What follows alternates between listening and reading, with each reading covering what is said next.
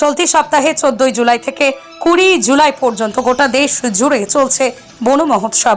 আর এই উৎসবকে কেন্দ্র করেই দক্ষিণ 24 পরগনার সুন্দরবন টাইগার রিজার্ভের পক্ষ থেকে বিদ্যা রেঞ্জ অফিসে গাছের চারা বিতরণের মধ্য দিয়ে উৎসব পালিত হচ্ছে।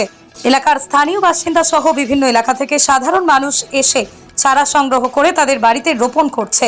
এ বিষয়ে বিদ্যা রেঞ্জ অফিসার সুমিত বাবু সাধারণ মানুষকে আরো বেশি বেশি গাছ লাগানোর জন্য আহ্বান জানান। এবার 14 জুলাই থেকে শুরু হয়েছে, আজকে সপ্তাহের দ্বিতীয় দিন। সাধারণ মানুষকে বলবো সবাই বেশি বেশি করে গাছ লাগান। পরিবেশ রক্ষার্থে গাছ লাগানোর ব্যতিক্রম আর কোনো কিছু নেই। আপনারা বেশি বেশি করে গাছ লাগান। বিনামূল্যে ফরেস্ট ডিপার্টমেন্ট থেকে চারা দেওয়া হচ্ছে। প্রত্যেক ব্যক্তি ন্যূনতম 5টি। অন্যদিকে বন মহোৎসবকে কেন্দ্র করে গোসাবা ব্লকের লাহিড়িপুর অঞ্চলে প্রগতি সংঘের ও সুন্দরবন ফাউন্ডেশনের পক্ষ থেকে সাধারণ মানুষের হাতে গাছের চারা, পুষ্টিকর কিছু খাবার তুলে দেন। সংঘের অনুষ্ঠানে সাধারণ মানুষের ভিড় ছিল চোখে পড়ার মতো।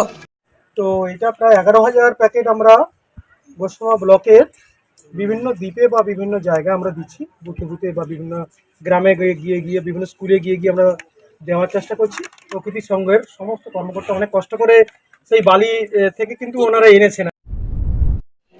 এখন ভোলা মহেশ্বর এন্টারপ্রাইজ আপনার কাছে সমস্ত ধরনের বিশুদ্ধ পানীয় জলের ফিল্টার সুলভ মূল্যে বিক্রয় করা হয়।